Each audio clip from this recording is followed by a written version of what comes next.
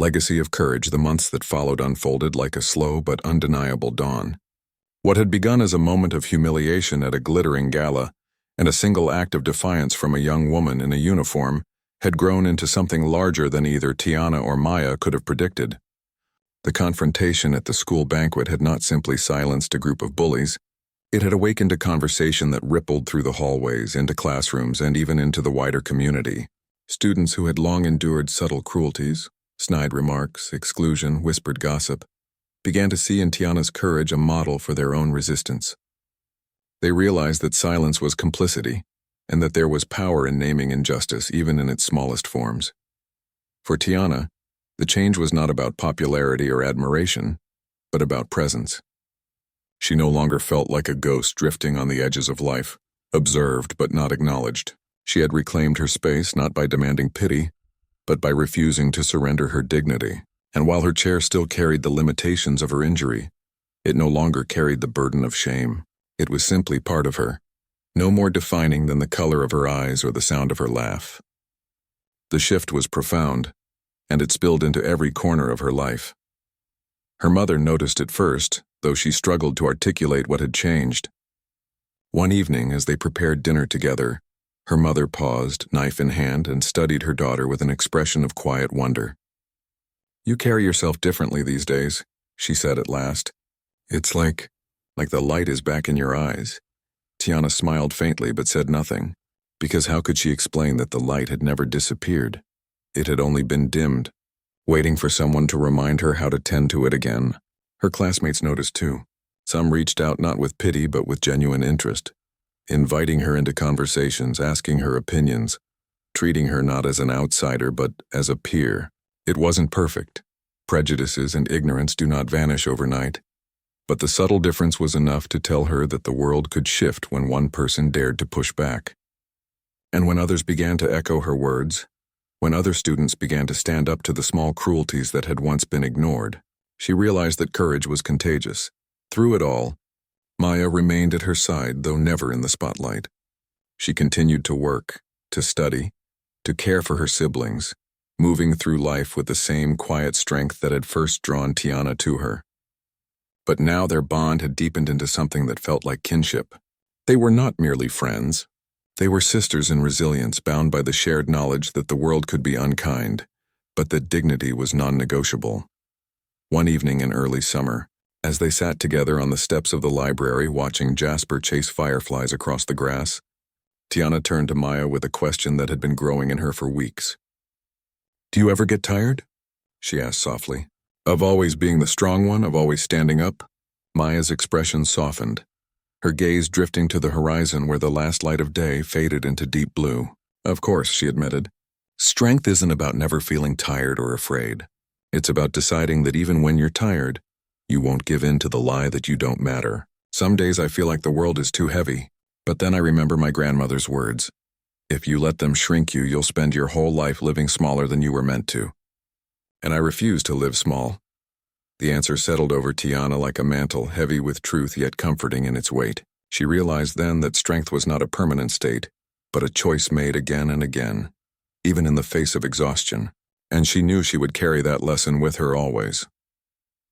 By the time autumn returned, bringing with it the anniversary of the gala where it had all begun, Tiana no longer looked back with shame. She thought of the humiliation, yes, but only as the spark that had ignited a fire she had carried forward. When the new invitation to the Bellington estate arrived, she did not hesitate. She dressed in a gown of deep emerald, her hair braided with delicate silver threads, and she rolled into that glittering ballroom, not as a girl afraid of being seen, but as a young woman who knew her worth. Heads turned, whispers stirred, but this time they carried a different weight. Admiration, respect, even awe. Maya was there too, working again, though now with a quiet confidence that suggested she no longer felt confined by her uniform. When their eyes met across the room, no words were needed.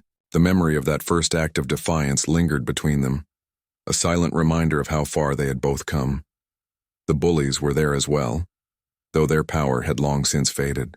They looked at Tiana with a mixture of discomfort and forced civility, but they no longer held the stage.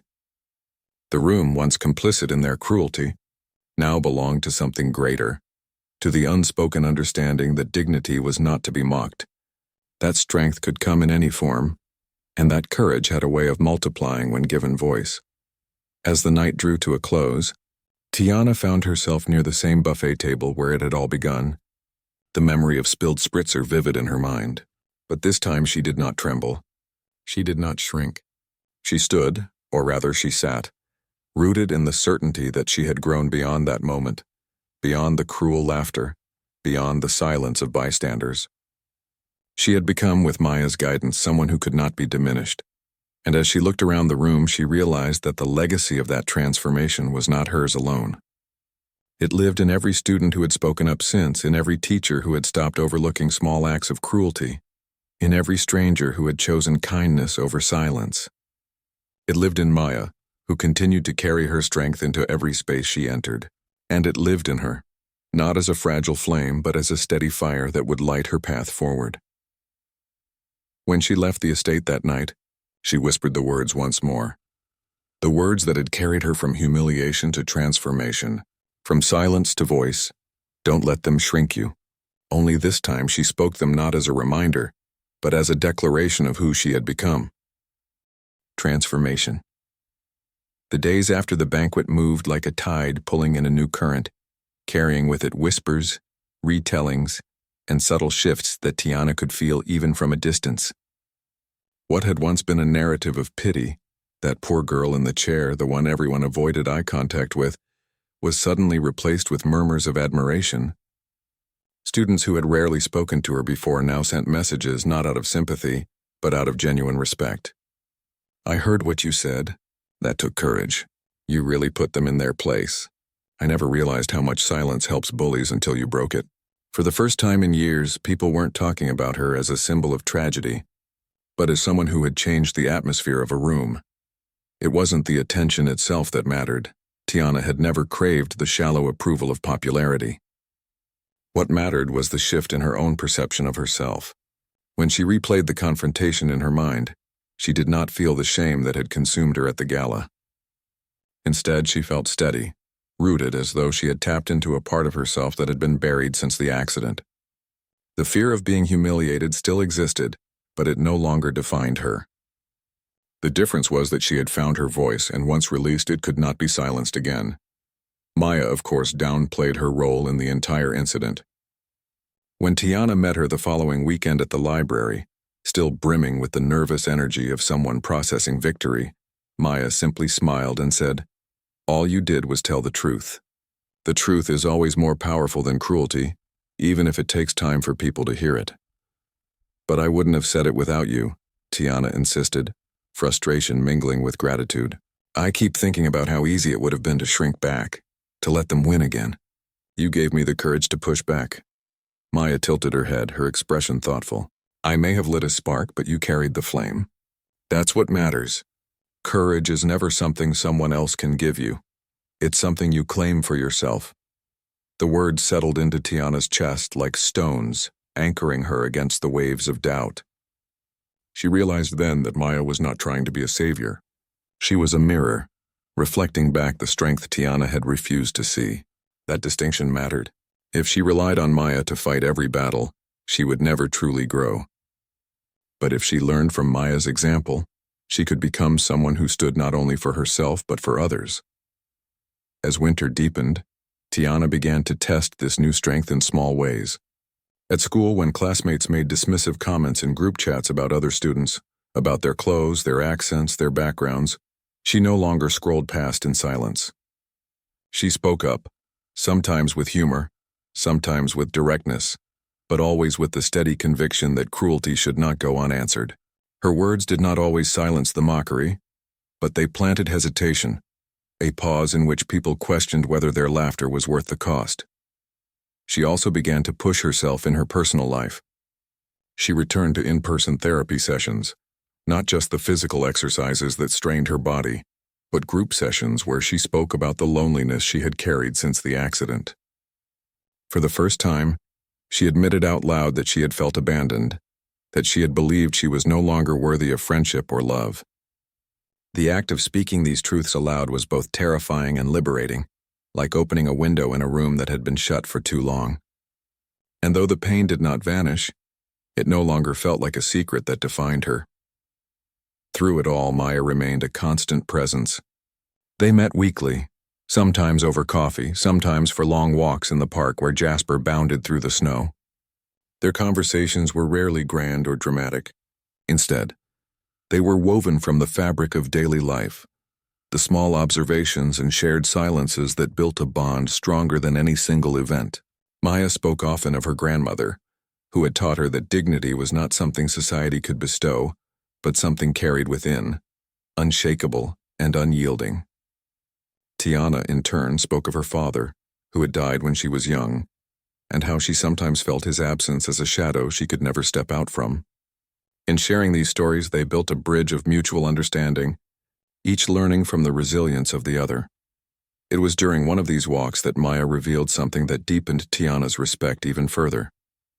She confessed that working at the gala had not been her dream, nor even her career. It was a job she had taken to support her younger siblings while attending community college at night. Her real ambition was to become a social worker, to stand with those society pushed to the margins and remind them of their worth. "People think serving food or cleaning tables makes you invisible," Maya said, her voice steady. "But I've learned that every act of service can also be an act of strength. It's not about what the world calls you. It's about how you decide to show up in it." Tiana carried those words with her long after, replaying them whenever doubt returned. She began to understand that her accident had not taken away her worth. It had only forced her to redefine how she would express it. She might never return to the soccer field or dance floor, but she could still claim space in the world, still use her voice, still build connections that mattered. By the time spring crept in, thawing the snow into streams that ran down sidewalks, Tiana felt a transformation blooming within her. She no longer dreaded the gaze of strangers or the whispers of classmates. Instead, she met them with quiet resilience, a reminder that their perceptions did not dictate her truth. She still had hard days, moments when grief for her old life overwhelmed her, but now she faced them not in isolation but with the tools Maya had helped her uncover. And in the privacy of her room, when she whispered Maya's words to herself, "Don't let them shrink you," she no longer said them as a plea. She said them as a promise. The bloom of resilience. The days after the gala unfolded with a curious slowness for Tiana. Normally, time felt like a blur, one day blending into the next as she repeated the same cautious routines. Schoolwork at home, physiotherapy sessions that tested her patience as much as her muscles, evenings spent in the quiet company of books or her dog Jasper. But now the memory of that night returned again and again, intruding into her thoughts with the vividness of a dream she could not forget. She replayed the exact tone of Maya's voice, the calm way she had stood her ground, the ease with which she restored dignity that others had tried to strip away. It was more than an act of kindness. It was a mirror held up to a truth Tiana had been too afraid to claim for herself. Her mother spoke little about the incident at the gala. She preferred to emphasize the donations raised, the important people she had spoken to, the connections rekindled with old acquaintances. When Tiana tried to mention Maya, her mother simply nodded and said something along the lines of, "Yes, the staff was quite competent this year." The words stung in their casual dismissal, but Tiana did not argue.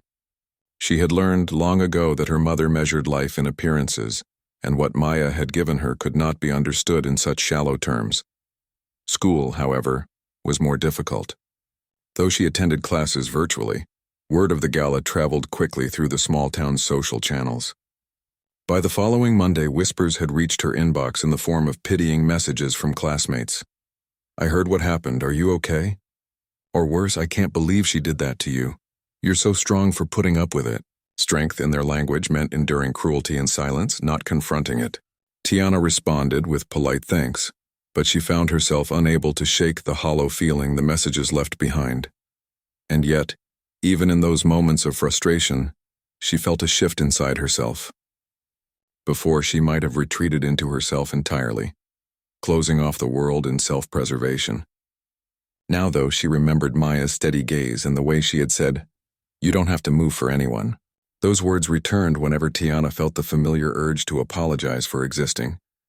To yield space she had every right to claim, It was in this restless state of mind that she made a decision she never would have imagined a week earlier. She wanted to see Maya again, not just because she craved gratitude, but because she longed for the quiet strength that radiated from her, the kind of strength she had not seen in anyone else. She wanted to know how Maya carried herself through a world that often looked at women like her, black, young, working class, as invisible or lesser. She wanted to learn how to stand tall even when sitting down. The opportunity came unexpectedly.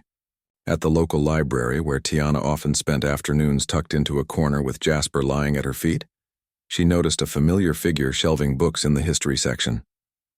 The black head wrap, the graceful posture, the calm deliberation of movement. It could only be Maya. Tiana's heart skipped and she hesitated, suddenly aware of the enormity of approaching her. What if Maya did not remember her? What if the connection she had felt was one-sided, born only of gratitude and desperation? But Jasper nudged her arm with his nose, and she took it as a sign. Gathering her courage, she wheeled toward the aisle. "Maya?" she asked softly. The young woman turned, surprise flickering in her eyes before softening into recognition. A smile spread across her face, not the polite smile of a stranger, but the warm, genuine kind that spoke of shared memory. "Tiana," she said, her voice carrying the same calm assurance as before. "I wasn't expecting to see you here." "I wasn't expecting to see you either," Tiana admitted, her words tumbling out faster than she intended. I wanted to thank you again. For that night. For what you did." Maya shook her head gently. "I told you, you don't owe me thanks. You already had strength. All I did was remind them and maybe remind you of it." The words disarmed Tiana again, the same way they had at the gala. She felt her eyes sting with emotion, but she blinked it back.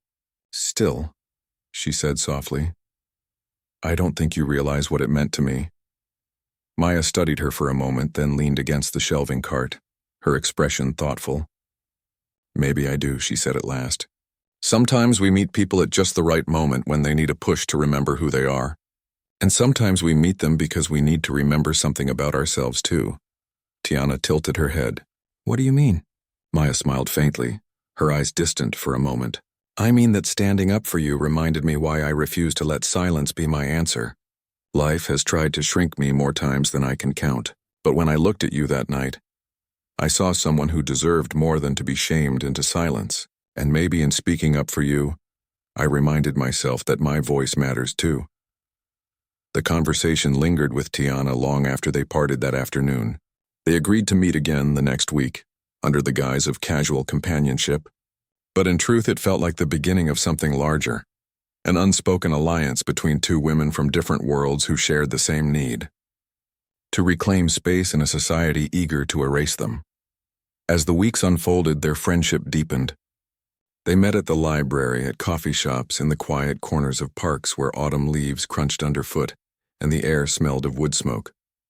Tiana listened as Maya spoke of her upbringing, of the grandmother who had raised her on stories of resilience, of the lessons she had learned working jobs where invisibility was expected, but dignity had to be defended. Maya, in turn, listened to Tiana's fears, her anger at the way people treated her chair as both a spectacle and an inconvenience, her loneliness in a world that had quietly abandoned her after the accident. In these conversations, Tiana found not just comfort but guidance. Maya never offered easy platitudes or empty encouragement. Instead, she shared truths born of her own battles. That strength was not the absence of pain, but the decision to rise despite it. The dignity was not something others could grant or take away, but something each person carried within. That silence, when born of fear, only fed the power of cruelty. Slowly, Tiana began to test these lessons in her own life. When classmates sent her messages laced with pity, she responded not with acceptance but with honesty. "I don't need to be called strong for surviving humiliation. I need you to understand why it's wrong for people to humiliate in the first place." When strangers stared too long at her chair in public, she lifted her chin and met their gaze. Not with defiance, but with the quiet reminder that she was not ashamed of existing. Each time she acted with this newfound courage, she felt Maya's voice in her mind, steady and unwavering. "Don't let them shrink you." By winter, their bond had become inseparable. Tiana's mother, though puzzled by the intensity of her daughter's attachment to a young woman outside their social circle, said little, perhaps relieved to see her daughter smile again. Jasper, ever loyal, took to Maya instantly, resting his head on her lap whenever she visited, as though recognizing the gentleness beneath her strength. And for Tiana, something even deeper began to bloom. It was not simply gratitude or admiration, but the quiet recognition of a kindred spirit. Maya had entered her life at its lowest point, but instead of rescuing her, she had lit a torch and handed it to her, teaching her to carry her own fire. Tiana no longer saw herself as the girl in the chair. She was simply herself, whole, worthy, unshrunk. And though she didn't know what challenges still lay ahead, she knew one thing with certainty. She was no longer facing them alone.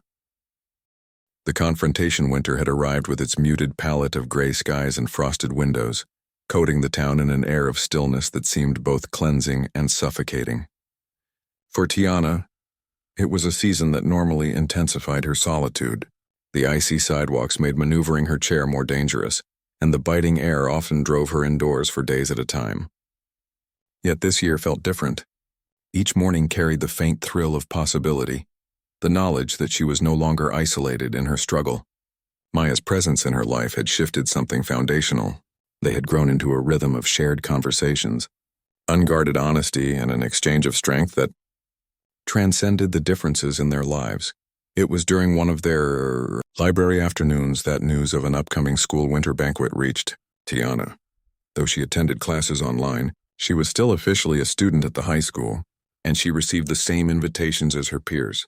The email described a semi-formal evening of music, food, and celebration, an opportunity, as the principal phrased it, to bring students together before the new year. To anyone else, it might have sounded trivial, but to Tiana it carried the heavy weight of memory. The word banquet alone dredged up images of that fateful night at the Bellington estate. The sequin dress, the laughter, the stains spreading across velvet. She could almost hear the sneer in the silver girl's voice demanding that she move. Her immediate instinct was to decline, to avoid another scene of public humiliation. Yet as she sat with the invitation open on her laptop, Maya's words echoed in her mind. Don't let them shrink you. It was not enough, she realized, to avoid pain. Avoidance only gave the cruel more room to rule. If she truly wanted to reclaim her place in the world, she could not keep retreating. She would need to return to the spaces that once made her feel small, and claim them on her own terms. Still, courage is never born in isolation. When she told Maya about the banquet, her voice trembling as though confessing a crime, Maya listened intently. She didn't push, didn't pressure, but instead asked, "Do you want to go, or do you feel like you have to go?" Tiana thought about it for a long moment. "I want to go," she admitted finally. "Not because I think it'll be fun, but because I'm tired of hiding." Maya smiled, that quiet, grounding smile that always seemed to anchor her. "Then we'll go together." The night of the banquet arrived, crisp with falling snow that dusted the school parking lot in white. Inside the gymnasium, paper lanterns and strings of lights transformed the otherwise dull space into something almost magical. Students gathered in clusters, their laughter mingling with the upbeat rhythm of a live band.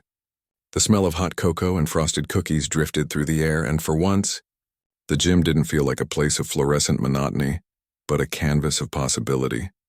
Tiana entered with Maya by her side, Jasper trotting loyally at her feet. Heads turned almost immediately, not all in malice, but certainly in curiosity. The sight of Tiana, who rarely appeared at school events, rolling confidently into the center of the room with Maya walking beside her, was enough to stir whispers. Some eyes lingered on her chair, others on the striking presence of Maya, who even without sequins or gowns radiated a kind of authority that no one could ignore. At first, the night passed in cautious ease. A few friends from her pre-accident life approached with hesitant smiles, offering greetings that felt rehearsed but not unkind. Teachers nodded approvingly, glad to see her out in the world. For a while, Tiana allowed herself to enjoy the music, the warmth of the cocoa in her hands, the gentle press of Maya's reassurance at her side. But cruelty, like winter storms, has a way of arriving unannounced. It was near the refreshment table, always the place of her worst memories, that she encountered them again. The same girls from the gala, their gowns exchanged for glittering cocktail dresses, their champagne flutes replaced with paper cups of cider, but their sharp smiles unchanged. Well, "Look who decided to show up," said the one in silver sequins, though tonight her dress shimmered in deep red. Her voice carried the same lilt of false charm, the same blade hidden beneath sugar. "I was wondering if you'd dare leave your house again after last time." Her entourage giggled, the sound brittle and rehearsed. Students nearby stiffened but said nothing. The air thickened with the same silence Tiana remembered too well, the silence of witnesses unwilling to risk their own comfort. For a moment, the old panic threatened to rise. Her hands tightened on the joystick of her chair. Her chest constricted, and she felt the shadow of humiliation creep toward her. But then she felt it, a presence steady and grounding beside her. Maya stepped forward, her posture as unyielding as ever, her voice low but carrying across the room with effortless authority. "Enough," Maya said. Once was already too much. The red-dressed girl's smirk faltered. "Oh, it's you again. Still playing the hero?" "I'm not playing anything," Maya replied. "But you are. You play at power, at control, at superiority. And like most games, it only works if people agree to play with you. I don't." The words cut through the air sharper than any insult could. Students nearby leaned in, drawn to the unfolding scene. The bullies shifted uneasily, sensing that the script was slipping from their hands.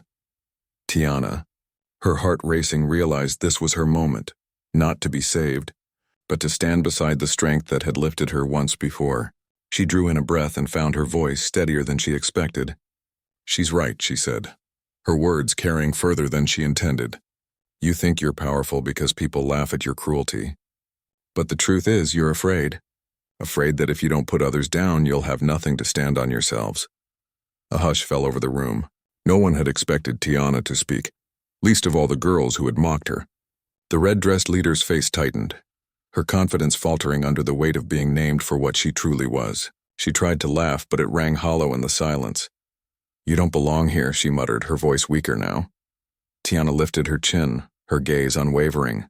"I belong wherever I choose to be, and I won't move for anyone who tries to make me less than I am." The words echoed with a strength that surprised even her. Maya glanced at her, a quiet pride flickering in her eyes. And Tiana knew she had done more than reclaim her dignity. She had reclaimed her voice. The bullies, sensing their power dissolve under the scrutiny of their peers, retreated with mumbled excuses and forced laughter. The crowd, once silent, erupted in applause, not raucous but steady, filled with relief and admiration. For the first time, it was not pity that filled the room, but respect. In that moment, Tiana understood something profound. The true lesson Maya had been teaching her was not how to avoid cruelty, but how to meet it without losing herself. Strength was not measured in silence or endurance, but in the refusal to be diminished. And dignity was not restored by others, but claimed by oneself. As the applause faded and the music resumed, Tiana turned to Maya, her voice trembling with gratitude. "I couldn't have done it without you." Maya shook her head gently. "No, Tiana, you did it because it was always in you. All I did was remind you not to forget it." Quiet strength. The party continued around Tiana as though nothing had happened, as though the moment of cruelty and defiance had been just a ripple in the surface of an otherwise pristine evening. Waiters glided between tables carrying trays of champagne flutes. The quartet in the corner drew its bows across strings with unbroken elegance, and the crowd resumed its polished rhythm of conversation. Yet for Tiana, everything had shifted. The sound seemed muted, the lights softer, as though the world had drawn a veil over itself so she could breathe again. She sat at the small table where Maya had left her, her hands resting on her lap, her heart beating in uneven staccato as she tried to process what had just happened. She replayed the moment in her mind, the way Maya's voice had carried, not loud, not confrontational, but steady and undeniable. She remembered how Maya's hands had moved, not with pity but with precision, restoring dignity with something as simple as a napkin. And she remembered the words, "You don't have to move for anyone."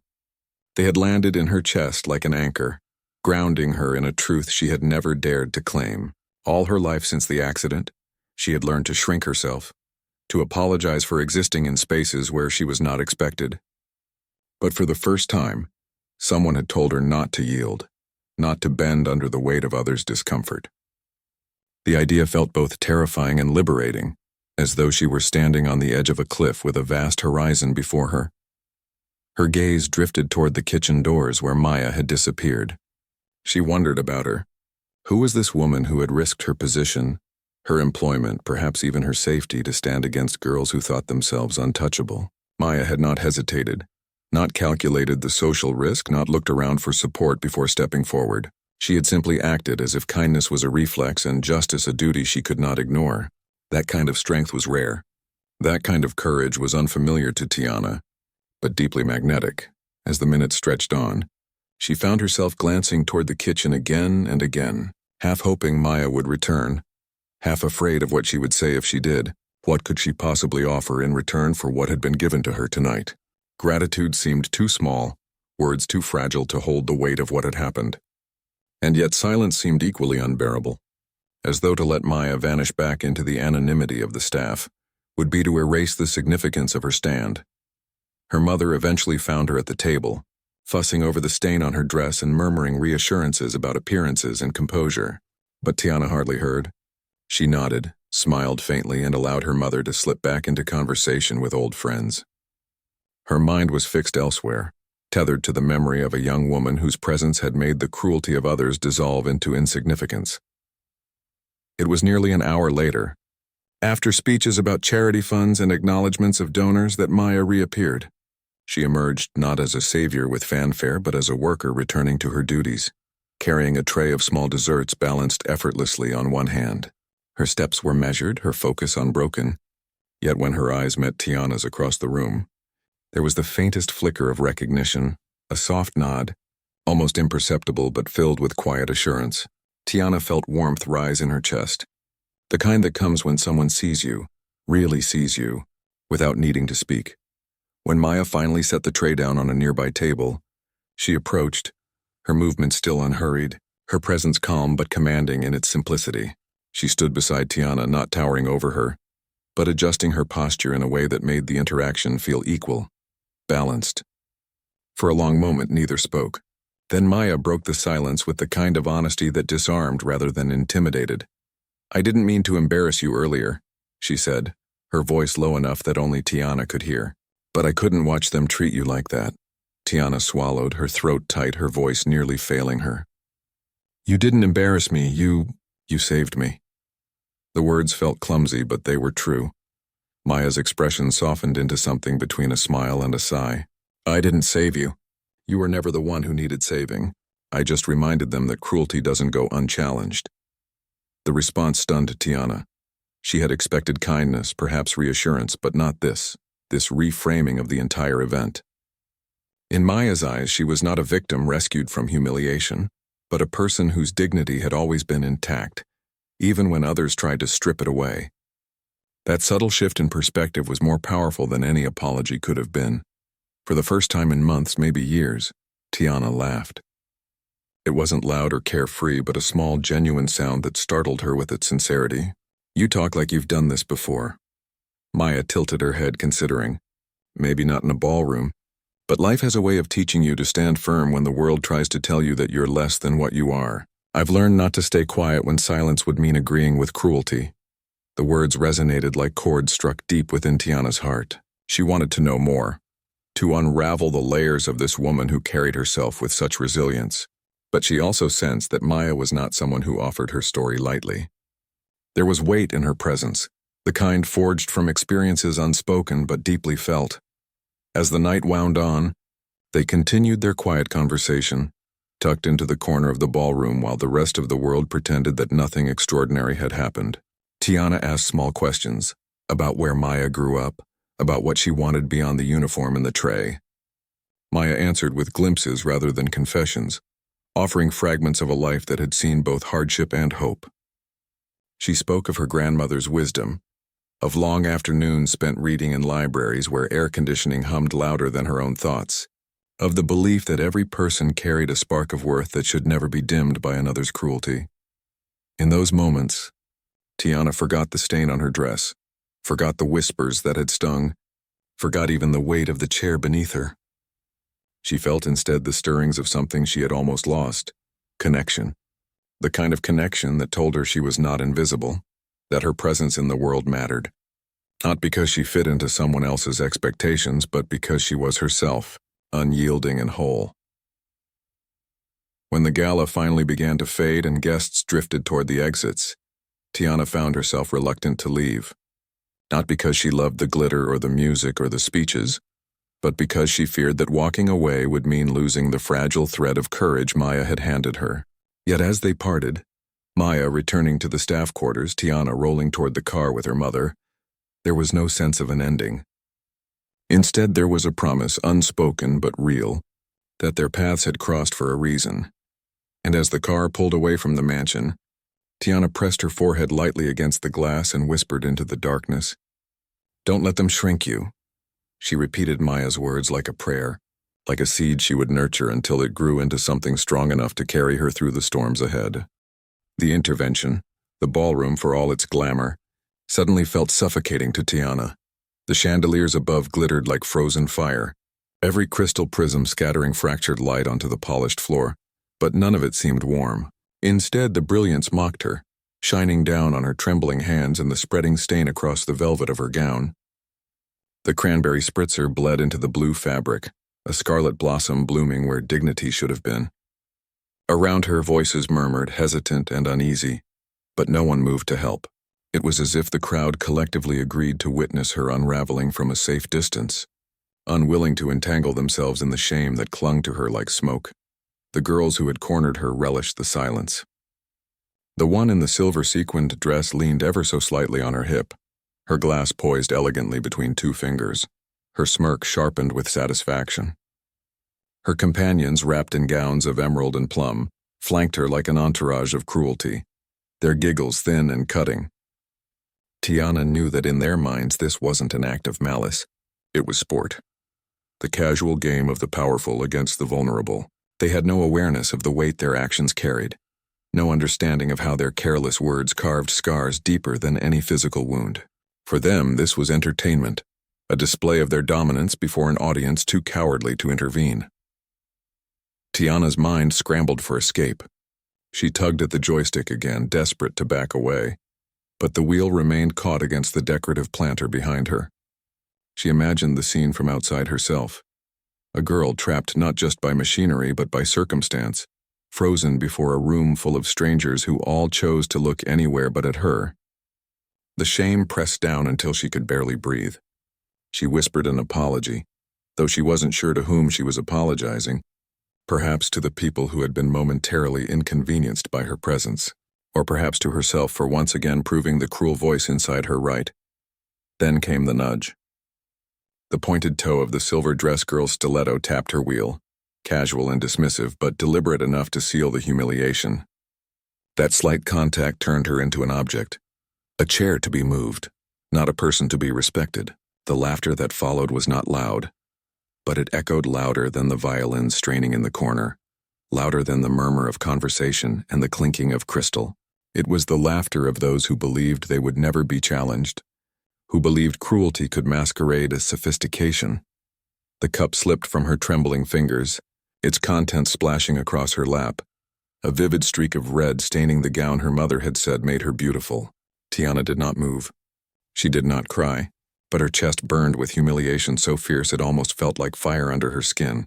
This was it. The proof she had feared. She had told herself she could handle it, that she could step back into the world without crumbling. And in the span of seconds she had been reduced again to an object of pity, of ridicule, of scorn.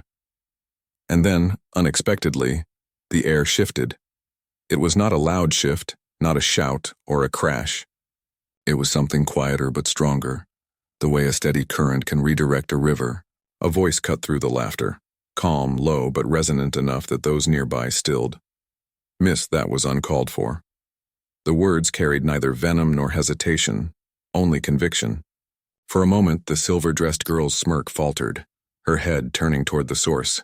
Standing there was not another guest, not some powerful socialite ready to scold her, but a young woman in the uniform of the catering staff. Her shirt was pressed neatly, her black vest buttoned without a wrinkle, and her dark slacks fit with precision. She wore no jewels, no sequins, no silk, yet she carried herself with a posture that was almost regal. Her hair, hidden beneath a black wrap, framed a face both soft and strong, her deep brown skin glowing beneath the chandelier light as though it held its own quiet radiance. The room held its breath. Staff did not confront guests. That was the unspoken law of places like this. Invisibility was their armor, silence their shield. Yet this woman had stepped into the circle of cruelty with an ease that suggested she had nothing to fear. The girl in silver blinked, disbelief quickly turning into derision. "What did you just say?" The young woman's voice did not waver. "I said that was uncalled for." A laugh broke from the girl in silver, brittle and incredulous. "You're just staff. You think you get to police my tone?" But the woman stepped forward, not threatening, but steady and unyielding. "My name is Maya Williams. Yes, I serve food here tonight, but I do not serve cruelty." The laughter from the entourage fizzled, replaced by a silence that carried more weight than the music. The silver girl's jaw tightened, but for once she found no witty retort ready at her tongue. She asked instead, her voice clipped with indignation, "Do you even know who I am?" "No," Maya replied without missing a beat. "But I know what you just did." The words landed in the quiet room like stones in water rippling outward. Guests nearby who had tried so hard to ignore the unfolding cruelty now found themselves unable to look away. There was a shift in the atmosphere, subtle but undeniable. The fragile power of the bullies cracked when faced with someone who refused to play their game. Maya did not linger on the girls. She turned to Tiana, her movements unhurried, her expression calm. She retrieved a folded napkin from her apron pocket and bent slightly, dabbing at the spill on Tiana's dress with gentle precision. Her hands did not shake, did not rush. They moved with the practiced care of someone who understood that dignity was repaired, not with apologies but with respect. She did not whisper pity or mutter regret. She simply cleaned, as though there was nothing shameful in what had just happened, nothing defining in this single cruel moment. When she finished, Maya met Tiana's eyes directly, not with the guarded softness most people used when speaking to her, but with a steady gaze that acknowledged her as an equal. "Are you okay?"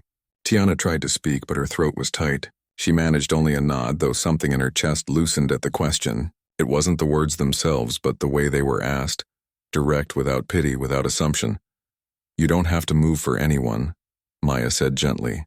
Then, with the faintest smile, she added, "But would you like me to help you get somewhere quieter?" The world around them blurred. The crowd, the music, the staring eyes fading into insignificance. For the first time that night, Tiana felt seen. Not as a burden or an inconvenience, but as herself. She exhaled, the breath shaky but real. "Yes," she whispered. Maya nodded, not with triumph, but with quiet purpose. She adjusted the angle of the wheelchair with a small maneuver that freed the wheel from the planter. The motion was efficient, practiced, but infused with a grace that made it feel less like assistance and more like partnership. She did not rush, did not make a spectacle.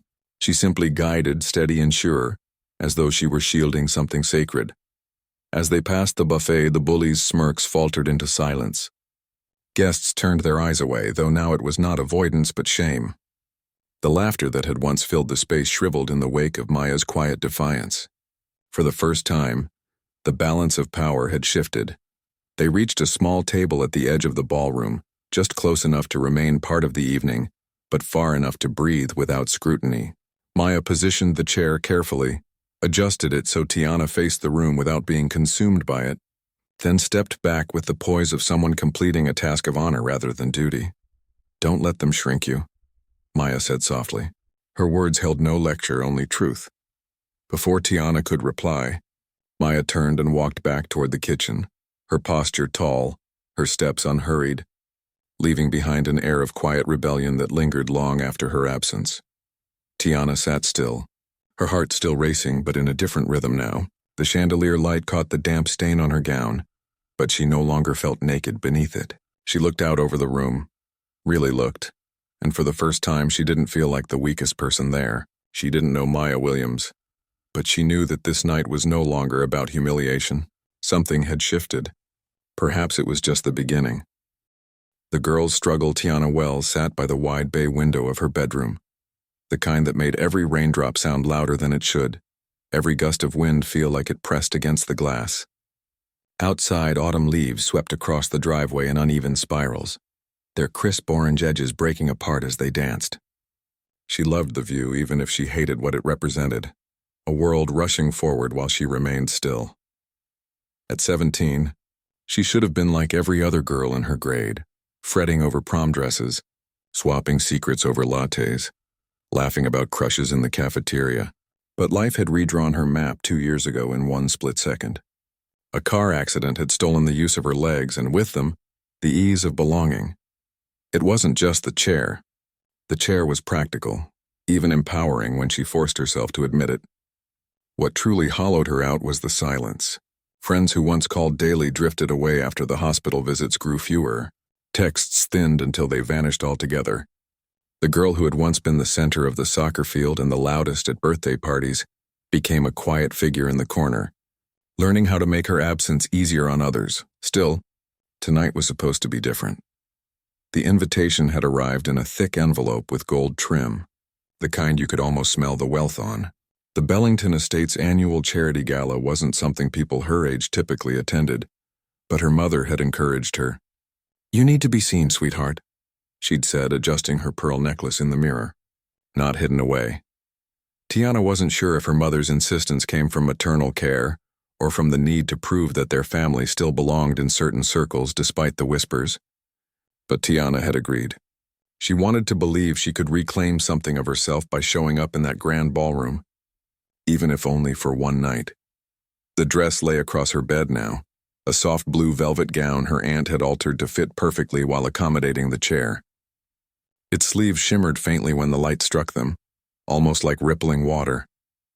She reached out and let her fingers press into the fabric, then drew them back as though the dress belonged to someone else, someone braver. Her heart raced with the same thought that had haunted her for weeks. What if I go and I fail? Failing didn't mean falling, though falls did happen sometimes, humiliating and public. Failing meant proving to everyone that she didn't belong in that space anymore, that she was only ever going to be the girl in the chair. She closed her eyes and inhaled. She could hear her physical therapist's voice in her head, steady and encouraging. "You're more than your chair, Tiana. You're still you." But what if you wasn't enough? Her service dog, Jasper, padded into the room then, a golden retriever with eyes too kind for his own good. He pressed his head against her lap as if sensing the storm of thoughts. She scratched behind his ears, grateful for his silent loyalty. At least someone still stayed. Downstairs, her mother's voice floated up. "Tiana, are you nearly ready?" "Almost," Tiana called back, though she hadn't even started getting dressed. She wheeled closer to the mirror, studying the girl who looked back. Long black hair framed her face, though she'd braided it neatly earlier that afternoon. Her skin held a warm bronze tone, a gift from her father's side of the family, and her eyes, hazel flecked with green, still carried the sparkle that people used to comment on. And yet she couldn't stop seeing what had changed. The thinness of her legs beneath the blanket, the subtle slope of her shoulders, the weariness that clung like dust. For a long moment she considered not going. She could make an excuse, tell her mother she didn't feel well. No one would be surprised. No one would miss her. But then a voice from deeper inside stirred, a small one but stubborn. "If you never go, they'll always win. The fear, the whispers, the pity, they'll define you." Her chest tightened, but she nodded to herself. She would go. Even if the night ended in silence, she would not be the girl who never tried. Preparations, it took time, longer than she wanted, but with Jasper watching, she maneuvered into the dress with practiced care. Her mother arrived halfway through to help with the zipper and a final adjustment. "You look beautiful," her mother said softly, smoothing a hand over the velvet. There was no lie in her tone, only pride and something like relief. Tiana forced a smile. "Thanks."